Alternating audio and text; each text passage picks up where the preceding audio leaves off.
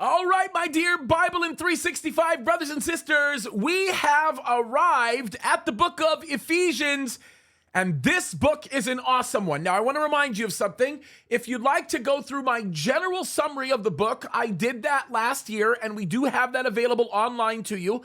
Also, my full teaching through the book of Ephesians is also on jamescadiz.com. As a matter of fact, you can also get it on my YouTube page, so it's everywhere, and it is all for free. It is great teaching, and it will help you get through the book a little bit more thoroughly, looking at it through pretty much a magnifying glass. Now, there are a couple of things that I need you to spend a lot of time in while you are studying through the book of Ephesians.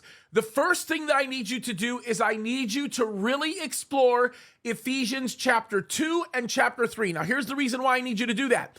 Because Ephesians chapter 2 is going to be the one that establishes for you not only the goodness and the grace of God in your life and in my life in terms of the salvation that he's given us, but it goes a little bit more beyond that, in that it very effectively demonstrates to us what God's purpose is for our life. As a matter of fact, God in chapter 2 of Ephesians gives us a really good glimpse through the words of the Apostle Paul of how he actually views us with respect to who we are. He calls us a poem, basically, when he talks about us being his workmanship.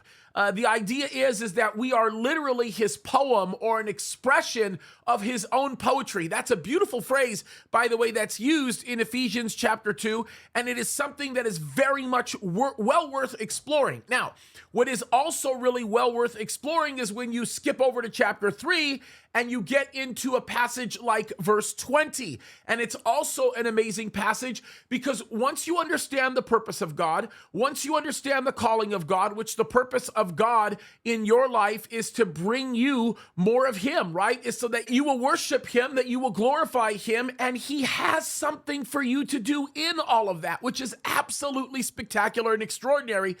And what's amazing is when you fulfill the purposes of God in your life, as the Apostle Paul said, what he brings to the table for you is above and beyond anything that you could possibly imagine or hope for. As a matter of fact, if you look at my wedding ring, it actually has my name in it and Nicole's name, and it has Ephesians 3:20 in that ring.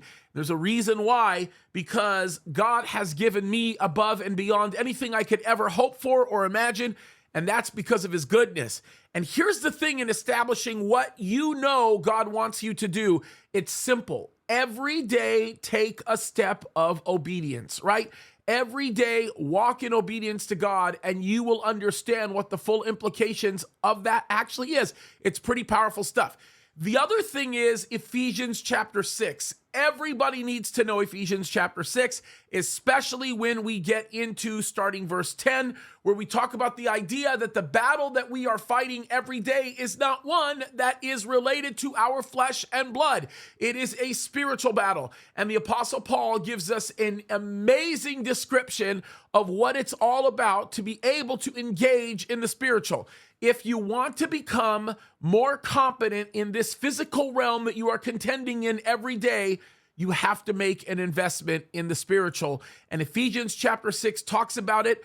It gives us a great description regarding this issue, and you're going to want to spend a lot of time there, especially as it relates to the subject of prayer, which is by far one of the most valuable tools you will ever have. And it's amazing because your prayer becomes enhanced as your knowledge of the Bible grows, right? As you grow in your knowledge of the word, then your prayers are going to be better directed, and God is going to be honored by that, and he is going to bless you because of it, because you have a blueprint in front of you. You know what it's all about to study the word. You've been given everything that you need, and God is glorified by it. So folks, there it is. You are in for an incredible treat. Make sure you emphasize those chapters. Those are going to be the ones that are going to give you a better and more broad understanding of the chapters and the books that are around Ephesians, especially the ones that the Apostle Paul writes.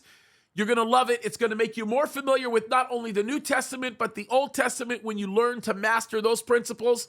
And get ready, because we're coming up on some other books that are going to be spectacular, and you're going to need to know these things in order to establish a foundation for that, all right?